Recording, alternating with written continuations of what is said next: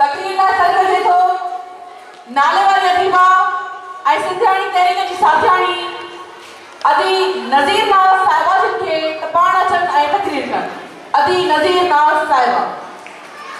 ओ आई आई ओ आई आई ओ आई आई square आई square आई दिलेर आई।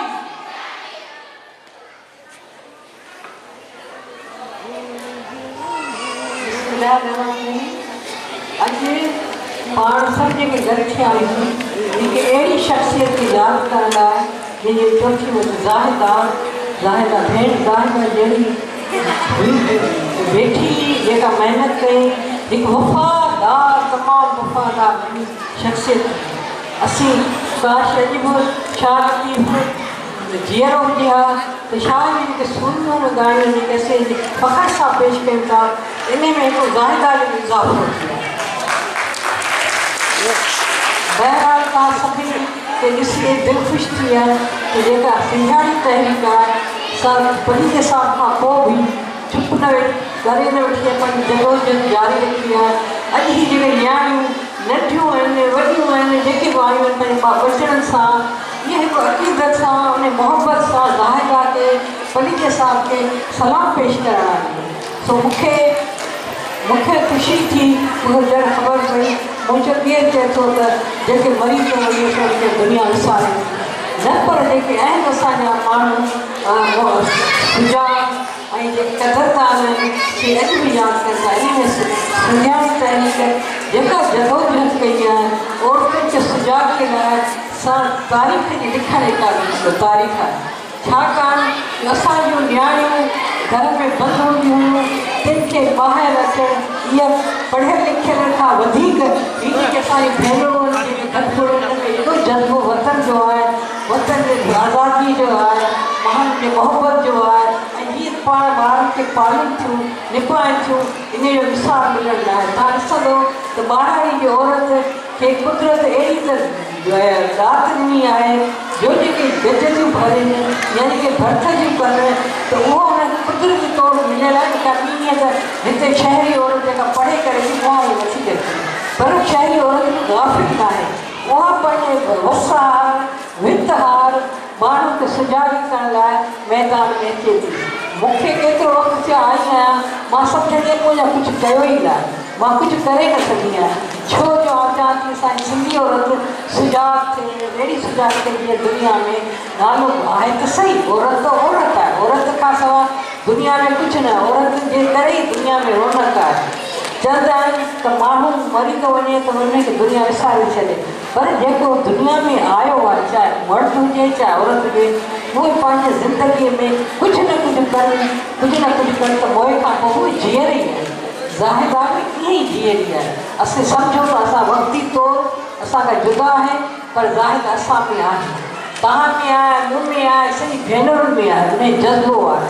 परीह साल जेको पंहिंजे दिलि में असांजे दिलि में जज़्ब में जेका जोत जाॻाई आहे सा ता क़यामत क़ाइमु रहंदी। ऐं मुंहिंजी सिंधी भेनरूं सिंधी तहरीक वारियूं कॾहिं बि सिंध खे को दाग़ लॻण न ॾींदियूं, हिमत सां हर शइ जो मुक़ाबिलो कंदियूं ऐं कंदियूं रहंदियूं। मां सभिनी भेनरुनि खे सलाम थी पेश कयां ऐं चवां थी तव्हां घर में सभु कुझु कयो थियो पर इहो न विसारियो त सिंध असांजी आहे, सिंध असांजे वजूद असांजे करे ई आहे। सिंधी ॿोली सभिनी खां अहम आहे, उत्तम आहे, छो जो सिंधी ॿोली सिंधी धरती असीं आहियूं त सिंध आहे, दुनिया आहे, पाकिस्तान आहे या कुझु बि आहे। असीं अॼु बि मैदान में निकिरी पओ, सिंधी औरत चाहे सिंधियाणी जी चाहे असांजी तहरीक जी कहिड़ी बि हुजे पर हीअ दुनिया खे लोॾे सघे थी, हटाए सघे थी। त हिमत वारियूं आहियो, मूंखे तव्हां सभिनी खे सलाम आहे। अलाह कंदो तव्हां जंहिं ज़ाहिदा जो वाट जेका ॾसी आहे ज़ाहिदा जे नश्क कदम ते हलंदासीं, छो जो औरत जो कमु आहे वफ़ा जदोजहद। तव्हां ॾिसो त छा साईं सत सूरनि में कंहिं न कंहिं को जज़्बो पैदा कयो आहे। मूमल हुई ते पंहिंजो काकमल ठाहे पंहिंजो मुक़ाबिलो कयो, वफ़ा जो नूरी हुई। बहरहाल जेके बि सियारियूं सूरनियूं आहिनि उहे अॼु बि असां तव्हां में मूं में मौजूदु आहिनि, छो जो असांखे ॻाइण वारो अॼु शाह न आहे भेनरूं आहियो गॾु थी थियो त दिलि ख़ुशि थी थी वञे। जंहिंजे करे तव्हां सभिनी खे सलाम आहे। तव्हां पंहिंजे नियाणियुनि में मोहबत जो, वतन जो, सिंध जी सुजाॻीअ जो जज़्बो पैदा करे वियो आहे। पलीज साहिबु ऐं ज़ाहिदा तव्हां बि उहो जज़्बो पैदा कयो। विसामण जी ॻाल्हि करिजो।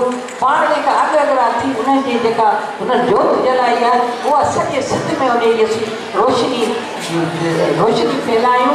इहा असांजी ईअं न त रुॻो पढ़ियल खे सवाइ असांजी ॻोठाणी थी आहिनि, उन्हनि में ॾाढो जज़्बो आहे। तव्हां बि सभु गॾिजी असीं उहो वचन करियूं। अॼु मां सां थी मुंहिंजी दिलि ख़ुशि थी हाल तबियत ठीकु न करे पर मूंखे ख़बर पई, मूंखे दावत मिली, मां आयुसि। इन करे आयुसि त हीअ जदोजहद खे मूं जेतर थी अॻियां सलाम पेश कया ज़ाहिदा खे बि, तव्हां भेनरुनि खे बि, पलीज साहिब खे बि, जंहिं हिन औरतुनि खे हिन मैदान में आंदो आहे। तव्हां ख़बर आहे हिन खां अॻे का औरत एतिरी न निकिरंदी।